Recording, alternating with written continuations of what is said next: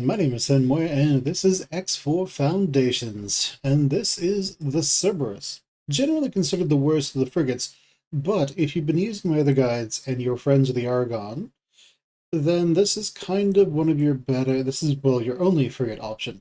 There is also the gunboat, but the Minotaur gunboat is generally not a particularly great ship. So what is this actually good for? This is fantastic at guarding your stations. That's really what it's good at. It's good at guarding stations, it's good at guarding waygates. Anywhere where its combat drones won't really need to move a whole lot. So what does that really boil down to? Well, you can hit low to just get it kitted out for your first Cerberus, which is going to be guarding your station, to free up your massive fighters to follow you around. And yeah, it'll have pretty much basic everything. But the main thing is when we get to weapons, we want to have two plasma cannons up here. These, while they are Mark 1, they still do a decent amount of damage, and they do more damage than the medium versions, do more damage than the small versions. The other thing is, we want to use Argon because they have flak cannons. They have these flak turrets, which are absolutely fantastic. Now, the plasma turrets will do more damage. However, they tend to have a major problem hitting fighters. The flak, on the other hand, does not have that problem. They tend to turn really quickly, and yeah, they're able to turn 180 a second, and their projectiles go decently fast. Yeah, pretty good damage as well. When we look at, say, the plasma turrets, they turn far more slowly, projectiles move more slowly, and while they do about twice as much damage, it is unlikely that they will actually hit fighters or even some, they will even struggle to hit some medium-sized ships, which could cause a problem.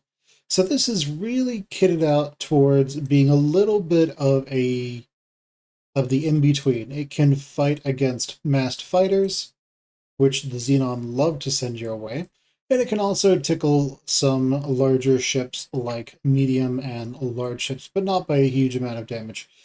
The real reason you would use this instead of a gunboat is over here, consumables.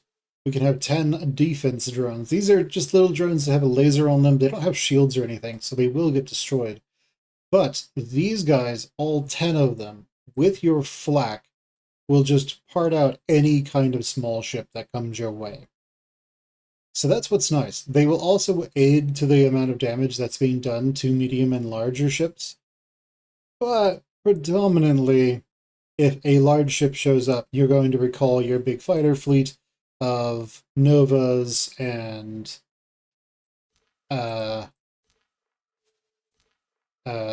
Eclipses, and you're going to instead just absolutely swarm the enemy.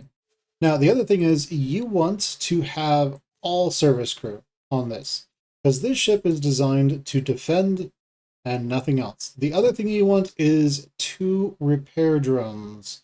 It's actually really important. The repair drones will repair the ship from inside of the hangar. It will never deploy them, but it can repair them. It can repair this ship. Any small ship that you place inside of this frigate will not actually do anything.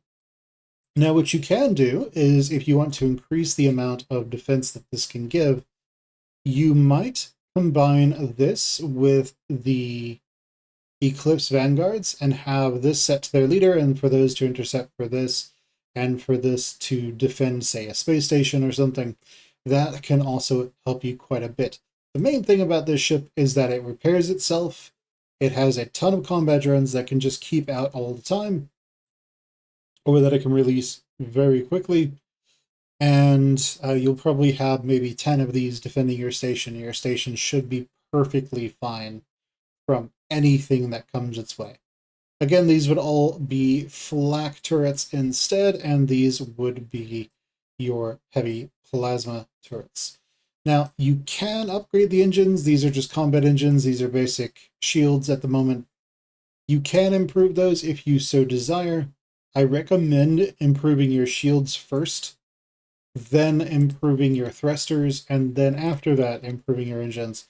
Because again, this ship is kind of designed to just park itself near a station and then just sit there until something goes down.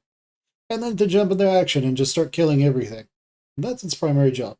As a side note, the Minotaur is not a particularly good ship. I kind of recommend you don't use this. But if you want to, you can. I recommend two flaks on both sides and then plasma cannons up here. It does have the problem where it does not have room for drones, if I remember correctly. The drones are under units. It does not have a room for those, so it's kind of an inferior option to many other drone ships. The main benefit as well of a Cerberus is that if you wanted to, you could put, let's say you're fighting more larger ships than you would expect. You could put an Iron Blaster on here. The medium version does more damage than the small version. And then maybe put a, for your own personal use, maybe put a missile or torpedo launcher over here. You'd probably just use tracking missiles and then focus on really heavy hitting smart missiles so they don't get so it's harder for them to get distracted. Now the missiles that do the most damage are torpedoes. Well, they are sort of missiles. After that, you have swarm missiles. These do the most damage after that, but they are also generally the most affected by flares. So there is that. They're also kind of expensive, just in general. Now this can use 100 of these, so if you really wanted to, you could have 100 heavy swarm missiles and just have your station auto buy or auto sell that, and then have this restock, replenish, whatever it is, itself between fights. Now, it shouldn't see that many fights. These heavy swarm missiles are really nice. They do a great deal of damage, but do not be deceived. You will probably be better off with two plasmas. These will do like 5,000 damage overall, which means each shot from this is around worth 5,000 damage. But that damage will only really be all that useful against other medium ships, which many of the missiles may hit, or large and extra large ships that are attacking you, which most of these missiles will either be shot down or hit. So just keep that in mind. Against fighters, these missiles won't be all that useful, but that's also what the flak and everything else is for. So what happens if you are running into pretty regularly lots and lots of large and extra large ships and you just want to be able to kill those? By the way, that doesn't really happen all that often in the vanilla game. Then you might have two Mark I missile launchers and just spam out those swarm missiles via that to do as much damage as possible to those larger ships, because they cannot evade at all, really. They will either shoot down your missiles or they will get hit by them. Missiles generally on non-player flown ships, however, are kind of lackluster because they will just keep firing them forever until they run out of ammunition or the enemy dies, which means you have a lot of missiles that were just fired that don't hit anything now.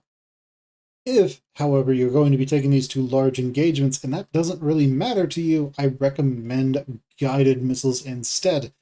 If an enemy dies while a guided missile, either heavy or light, is out there, the guided missiles will actually lock onto a new target and go try to blow that up instead.